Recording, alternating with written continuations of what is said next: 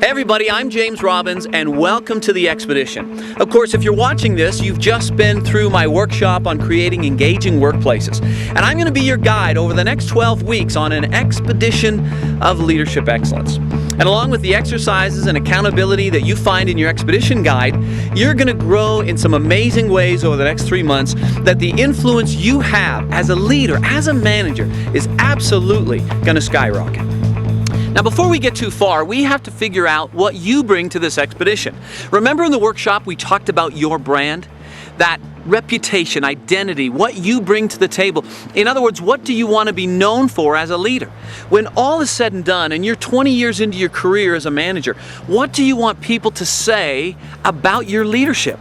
And one of the exercises this week has you identifying that and getting a very clear picture of where you want to go as a manager. Also, it's going to have you take a look at where you are now. Your strengths, your weaknesses, your personality, what goes along with that. And so that will be very helpful in providing a map in terms of where you're going to be going in the coming weeks.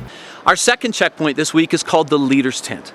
You know, most organizations are overmanaged but underled. And this is such a huge mistake for young managers. And it can be very overwhelming, all the tasks that you got to get done in a certain week and the things that your boss is expecting you to do. But don't let it stop you from leading.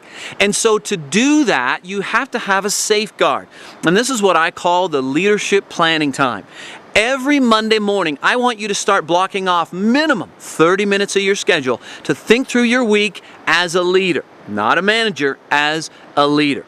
Now, what to do with that 30 minutes, we'll get into that in the coming weeks, but for now, you can use that 30 minutes to go through the course of the expedition.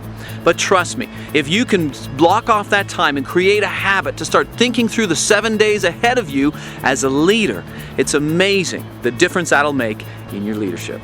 So I'm done talking because you've got a lot of work to do, but hey, let's really get into this. Let's make the next 12 weeks a time of amazing growth in terms of your leadership. And trust me, if you follow along, if you do the assignments, if you meet the checkpoints, you're going to see some amazing growth for you as a leader. And at the end of 12 weeks, you're going to see how your influence has grown among your staff. And as you continue to grow, you're going to become a leader that people want to serve under because they want to follow you.